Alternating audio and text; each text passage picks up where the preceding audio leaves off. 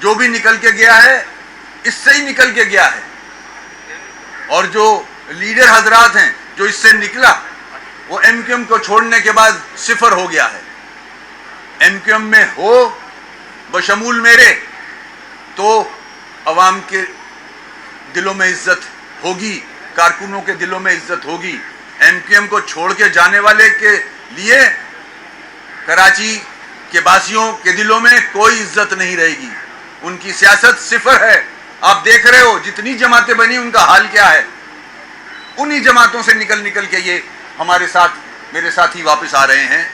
میں اپنی بات ختم کروں گا اور انشاءاللہ ہماری کوشش ہے کہ جتنے بھی لوگ اس پارٹی سے نکل کے گئے ہیں ان کے لیے دروازے کھلے ہیں، ایم کیو ایم پاکستان کے دروازے سب کے لیے کھلے ہیں، آ جائیں، اسی طرح جدوجہد کرتے ہیں، اسی مقام پہ لے کے آتے ہیں۔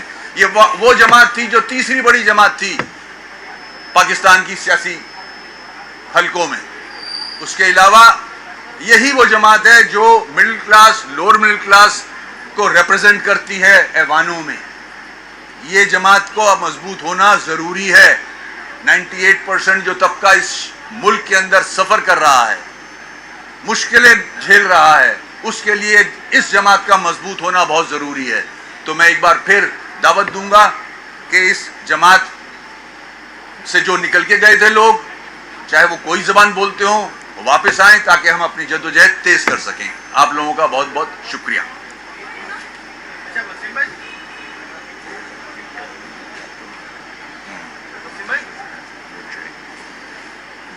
سیاسی صورتحال ملک کی آپ کے سامنے ہے۔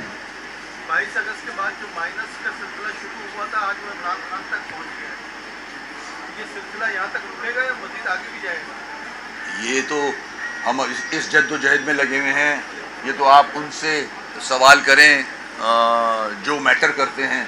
ہم تو اپنے دل ادھر پورے کر لیں، ہم تو لوڈ شیڈنگ میں پھنسے ہوئے ہیں کہ الیکٹرک کی زیادتیوں کی وجہ سے جو اس شہر کے لوگ بل بلا رہے ہیں، تنگ آئے ہوئے ہیں، ہم تو ان ایشوز پہ لگے ہوئے ہیں۔ جس حوالے سے آپ بات کر رہے ہو یہ تو ہمارا ایشو ہی نہیں ہے، یہ تو کسی اور کا ایشو ہے، تو ان سے سوال بنتا ہے میرے بھائی۔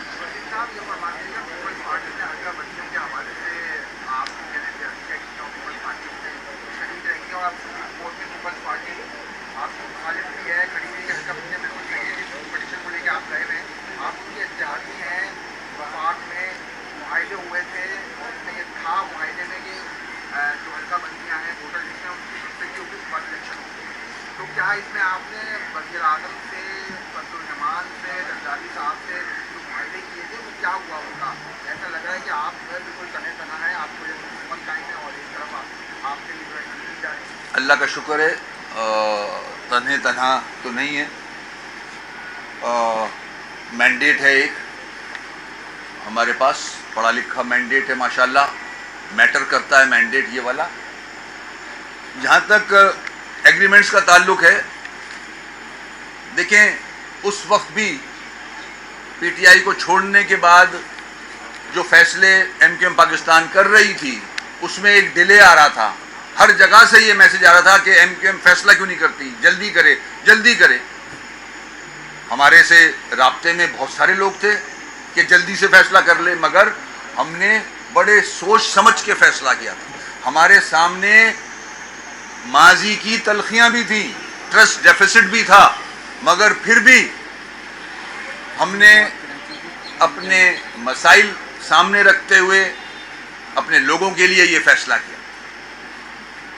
اس وقت خدشات تھے جس کا ہم نے اپنی پریس کانفرنس میں اظہار بھی کیا کہ ہمارے خدشات ہیں، ہو سکتا ہے کسی اور جماعت کے بھی خدشات ہوں ہمارے حوالے سے، مگر اس وقت ہماری ضرورت تھی اور ہم نے ان کے کہنے پہ، میاں شہباز شریف صاحب کے کہنے پہ، آصف صاحب کے کہنے پہ، بلاول صاحب کے کہنے پہ، مولانا فضل الرحمان صاحب کے کہنے پہ یہ ایگریمنٹ کیے، ان کی گارنٹیز کے ساتھ کیے۔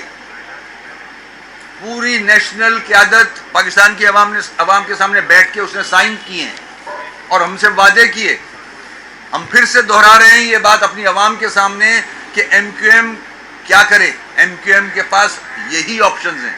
ہم نے پی ٹی آئی کو آزمایا، پی ٹی آئی نے کوئی ڈیلیوری نہیں کی۔ اس کے بعد ہمارے پاس یہی آپشن رہ جاتے ہیں. ان کو بھی آزمایا, ہم ریسیونگ اینڈ پہ ہیں.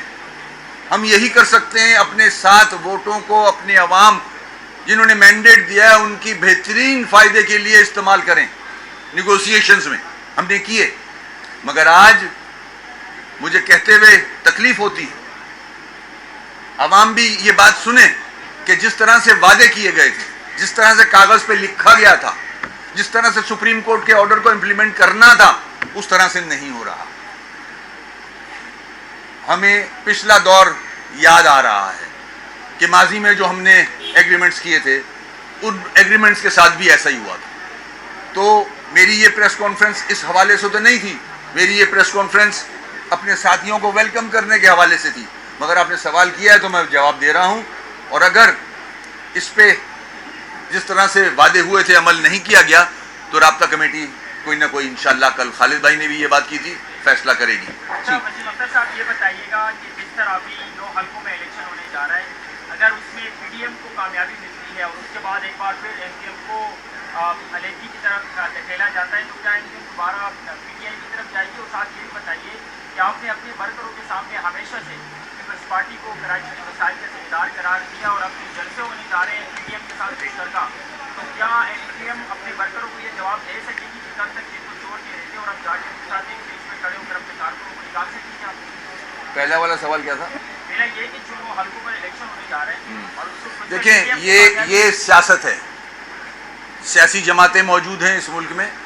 اگر جو الیکشن ہونے جا رہے ہیں, اگر کوئی یہ سوچ رکھتا ہے, ان کے سوال سے میں ایگری کر لیتا ہوں, اگر کوئی یہ سوچ رکھ رہا ہے کہ ایم کیو ایم کا جو وہ پریشر ہے, میں پریشر بھی نہیں کہوں گا, ہم نے تو ایگریمنٹ کیا ہے, ہم نے تو کوئی خدا نہ خواستہ بلیک میلنگ کا کبھی سوچا بھی نہیں, ہمارے ڈکشنری میں نہیں ہے یہ کام. اور اگر ابھی بھی کوئی سوچ رہا ہے, کوئی بھی جماعت والا, کہ ہم وہ سیٹیں جیت کے ایم کیو ایم کو کی امپورٹنس کم کر دیں گے, تو بسم اللہ, اس کو کوئی روک نہیں سکتا. مگر یہ بتاتا چلوں, ایم کیو ایم کی امپورٹنس انشاءاللہ کم نہیں ہوگی. ایم کیو ایم کی امپورٹنس آج بھی یہ 7 ووٹ 70 ووٹ کی طرح ہیں, ماضی میں بھی رہے ہیں, اور انشاءاللہ 23 کے الیکشن کے بعد بھی رہیں گے. جہاں تک میرے ساتھیوں کا معاملہ ہے, کراچی کے ساتھی, حیدرآباد کے ساتھی باشعور ہیں, ایک سٹرگل ہے انہوں نے کی ہوئی, یہ ایکسپیرینس ساتھی ہیں, سب نے ایک مشکل جھیلی ہوئی ہے. ان مسائل کے حل کے لیے یہ جانتے ہیں کہ کون سی جماعت کا ذہن کیا ہے, وہ کس طرح بیہیو کرتی رہی ہے. ہم نے جو ایگریمنٹ کیا ہے وہ بھی مجبوراً کیا ہے, ہمارے پاس کوئی آپشن نہیں تھا. یہ میرا ساتھی جانتا ہے, یہ اتنا نائیب یا معصوم نہیں ہے, اس نے در در کی ٹھوکریں کھائی ہوئی ہیں اس جد و جہد میں. تو میں نہیں سمجھتا کہ ایم کیو ایم کو, قیادت کو, ساتھیوں کو سمجھانا پڑے گا, ان کے علم میں ہے یہ ساری چیزیں. Thank you. آپ نے آپشن کی بات کی, تو آپشن حکومت سے علیحدگی ہو سکتا ہے یا خالی وزارتوں سے علیحدگی ہو سکتا ہے؟ آپشن تو آپشن ہوتا ہے, کچھ بھی ہو سکتا ہے آپشن.